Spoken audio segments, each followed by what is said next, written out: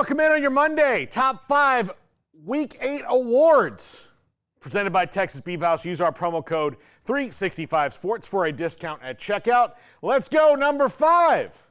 The This Is What You Wanted award goes to the University of Texas. Also, honorable mention to Oklahoma.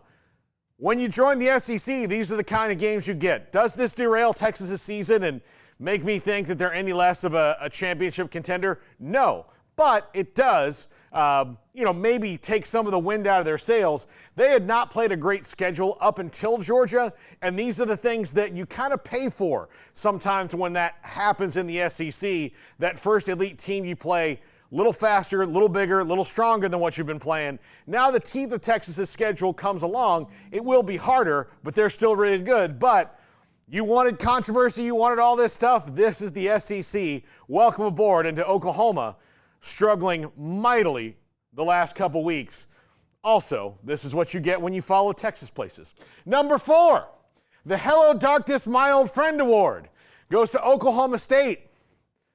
This Oklahoma State team looks like a couple years ago, besieged by injuries. Nothing works. They've now lost 4 games in a row. They just played their best game in a month and still lost on the road to BYU.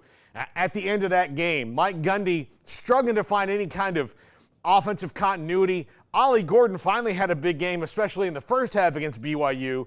Garrett Rangel had a big run, and maybe you saw some athleticism. Then he gets hurt, likely out for the rest of the year. Alan Bowman back in, so right back where you started in Stillwater. Going to be a long rest of the season for the Pokes. Number 3. The Easily Persuaded Award goes to the SEC officials.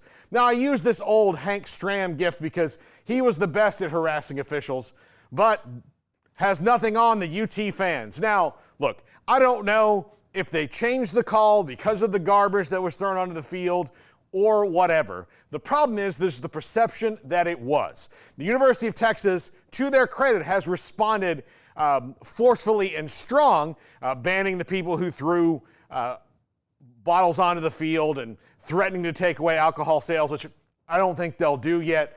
But the referee crew made a decision that made it look like they were persuaded by that situation.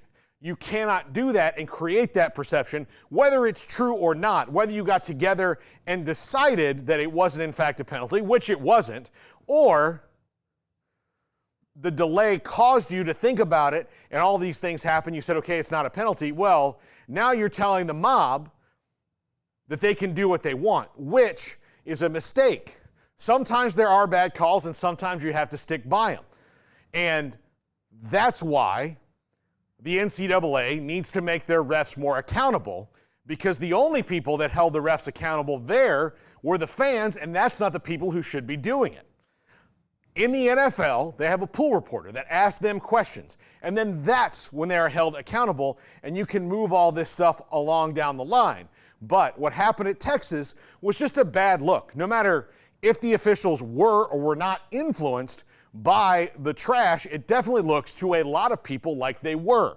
So you can't just do that. You have to be a little bit smarter and think ahead if you're the officials. And yes, they got the call right. It's just the manner in which it came about which is going to be called into question.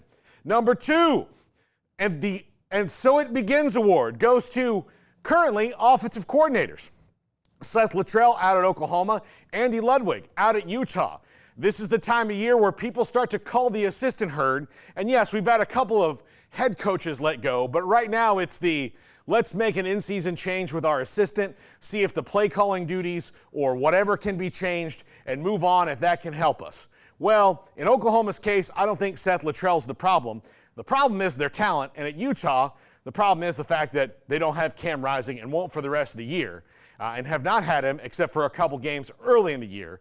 So the offense built around having that quarterback, which they've not really had in 2 years, is the problem. Was it Andy Ludwig?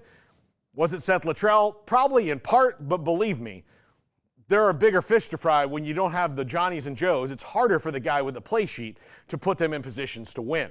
And number 1, the Tums Award goes to Neil Brown at West Virginia. On a week where people were buying plane advertisements to say, fire Neil Brown, he gave up 45 points at home, he's going to need some Tums. The up and down nature of the Neal Brown coaching roller coaster at West Virginia is on a downslope. Now, hoping for West Virginia that they spike back up, but he's putting Wren Baker in a position where he's going to have to address it sooner rather than later, because another good team rolls into Morgantown and another good team wins. They beat the teams they're supposed to beat, but again, they are clearly behind the upper echelon teams. Penn State, Pitt, who I'm crazy saying upper echelon, Kansas State and others, Iowa State. They lose those games, and they keep losing those games. So the Tums Award goes to Neal Brown at West Virginia. That's going to do it for us. Now it's time to say goodbye.